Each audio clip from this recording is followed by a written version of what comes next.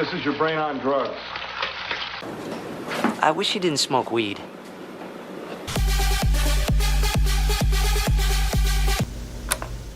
Hello all you demons, and happy Friday. Now before we move on with today's super interesting video, I need to put a disclaimer right here. I do not condone the usage or distribution of any of these substances we are about to talk about today. These are horrifying drugs that I am purely going over for educational purposes.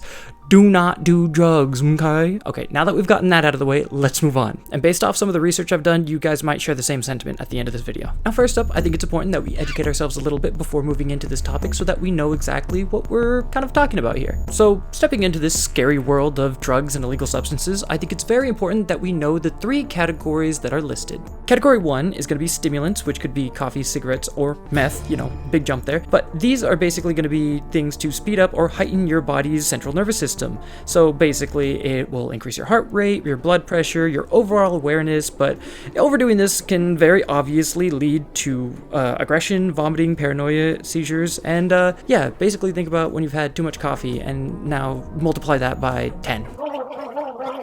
Maybe even 100. Category number 2 we're going to be talking about are depressants, which are going to be weed, alcohol, and opioids. As the name implies, this is going to be the complete opposite of the stimulants, which is basically going to lower the body's functions of feelings or awareness overall. And, you know, this can lead to fatigue, numbness, unconsciousness, vomiting, and to no surprise, death. And finally, one that's going to be very common in the list that we're going to be talking about is hallucinogenics, which are going to be mostly found in mushrooms, LSD, and as the name implies, this is basically going to distort the user's reality and senses. These effects can include paranoia, irrational thoughts or reactions, depression, and irreversible schizophrenia. Yeah, I know that's something that a lot of people know, but also if you don't know, it's horrifying. You don't want that, obviously. And before you ask, yes, there are multiple recorded cases of people never coming back down from the high that they're on, just perpetually living in a dreamlike state. And as we know, dreams can very quickly become nightmares. And as you're about to discover, a lot of the drugs we're going to be talking about today find a way to combine 2 or more of these 3 categories. Starting us off on this list today is going to be salvia or salvia divitorum. Salvia is commonly smoked, inhaled, chewed, or drinking in a tea that binds to your body's pain and regulatory indicators. It also increases communications from the cerebellum to the visual cortex while also dampening a lot of your body's more physical receptors. Essentially, it just focuses on maximizing your visual and neural intake, aka hallucinations, at an overwhelming level while numbing your body's pain and physical stimulants for about 15 to 30 minutes. This is most commonly used for religious purposes by shamans or in very small doses a diuretic. I know, very strange. The 2 uses are like completely different from one another. In my research, I found a very strange kind of connection between people's hallucinations, which is the fact that they would live entire lifetimes as inanimate objects. Some examples include a tree, a fence post, and even a bouncy house. In one extreme case, there was even somebody who forgot their main language of Spanish. Another thing people often share in these trips are not feeling it for the first 30 minutes or so, and then suddenly dropping endlessly into whatever they're sitting on or laying on. And I think it's safe to assume it's just because your body is getting into such a numb state that it doesn't know what to feel, therefore it feels nothing. Now this next one's a little weird because it just got removed from shelves. Officials are reminding businesses they must remove kratom from store shelves by this Wednesday. The state finalized that rule, saying that kratom is now classified as a Scheduled 1 controlled substance, making it illegal. Kratom is sold in beverages, pills, and gummies. Officials say it has no medical purpose and does not undergo testing. Kratom is a plant found in Southeast Asia, mostly from evergreen trees, that is smoked, chewed, or drinking as a tea.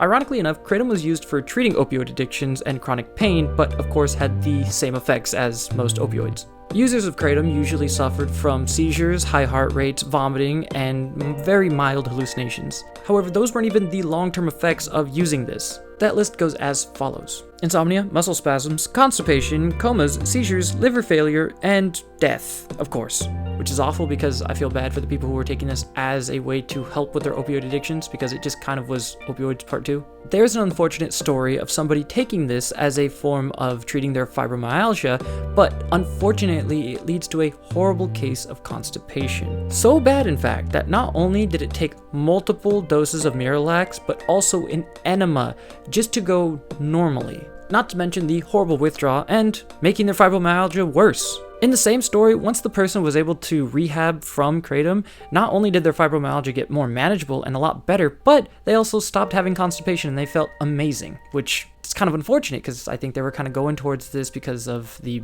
benefits it supposedly had. I just think the fact that we were selling these on shelves was absolutely insane at like smoke shops. Now our next one's a little bit more of a common one, but I figured I'd throw one in there that you guys might know, but not necessarily know, you know? Of course, I'm talking about peyote of northern Mexico or southern Texas. This is a shade-growing cactus that produces mescaline, which is a very powerful hallucinogen. Most common effects of this are synesthesia, nausea, space and time distortion, and vomiting. Two of the most common fun side effects from this are vomiting and closed-eyes hallucination visuals. Now, a very obvious common use for peyote are religious Native American purposes. However, there are still people who grow it in their backyard for just recreational purposes. This one actually had a lot of mixed reviews after talking about their trips. You have people who are talking about the most horrifying of hallucinations and ego deaths, and you had people coming out of it just perfectly normal, or you know, a lot more insightful. A lot of the people who are advocates for peyote are those who have experienced it in very controlled religious-based environments near Native American shamans who have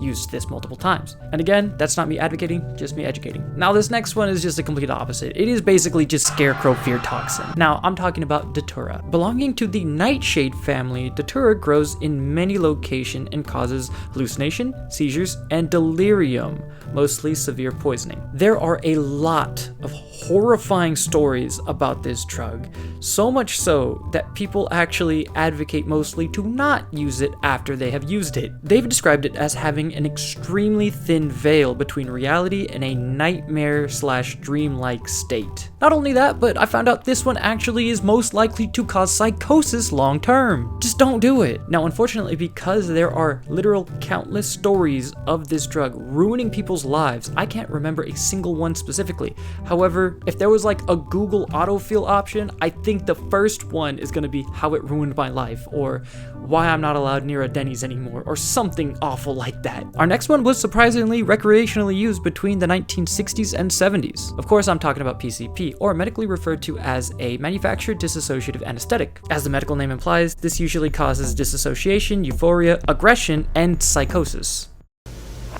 One man murdered his parents. Another stabbed a tiny baby to death. Another ripped out his own eyes with his own hands.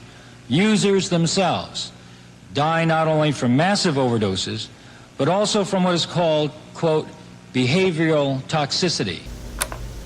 All this on top of physical numbness and an increased heart rate. A lot of common trip reports people have seen on the news or have heard from PCP are people hurting themselves or those around them. And I don't say that lightly. Also, I'm willing to bet a lot of the most horrifying news articles you've seen are in relation to PCP. Next on our list, we have DMT, which is mainly found in Central and Southern America. DMT is a serotonergic hallucinogen that causes subjective experiences of altered senses for about 5 to 15 minutes. Strangely, it's kind of like a very quick and extreme mushroom trip. Because of how brief the trips were, this was actually referred to as the businessman's drug. People also say it naturally occurs on a frog that lives along the Colorado River, but as with many of these on this list, I would highly suggest you don't do that. But I'm being brief with DMT because it strangely leads us into our next one, known as ayahuasca, which not only contains its own plant, but also DMT. Now, similar to peyote, ayahuasca is also used for religious purposes by some Native Americans, but also recreationally by some people. Due to this, it is strangely yellow flag-ish legal for those religious communities to use this, but very illegal for anybody else to. Now, going back to the combination between ayahuasca and DMT, because of these two chemical compounds combining, this actually can cause the trip to last anywhere from a few hours to actual days. Strangely enough, a lot of the trip reports that I've researched for ayahuasca were very tailor-made for these individuals and were either complete spiritual awakenings or literal day-long nightmares. Now, I feel like that exactly is why we have two different types of people who take these drugs. Those who take it, ditch it, and have completely normal lives, and those who take it once and have their lives absolutely ruined or even ended. Now, I think it's fitting that I add this quote that I saw recently on the internet that I thought was actually very helpful, surprisingly, but do not abuse drugs, because they will abuse you. Now, really quick, guys, I wanted to be serious for about like 5 seconds here. I know it's very easy for us to look down on those who take these drugs, but I want you to understand that sometimes one mistake leads to a lifetime of consequences. So in this video, I'm actually going to link a lot of different resources down there below. If you guys know anybody or yourselves need help, please feel free to click on any of those links. I will do my research and make sure that they are as above board as possible. But as always, everybody, I hope you guys liked the video. Don't forget to comment down below anything you might want to share. And as always, everybody, stay spooky. Bye-bye.